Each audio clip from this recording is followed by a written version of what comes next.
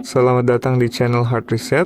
Hari ini saya akan menunjukkan cara menghapus ID iklan Google di Honor X5C Plus.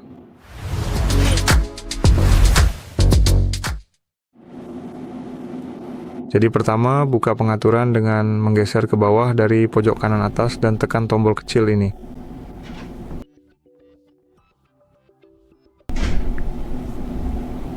Sekarang gulir ke bawah sampai ke opsi Google, lalu klik semua layanan dan gulir lagi ke bagian iklan.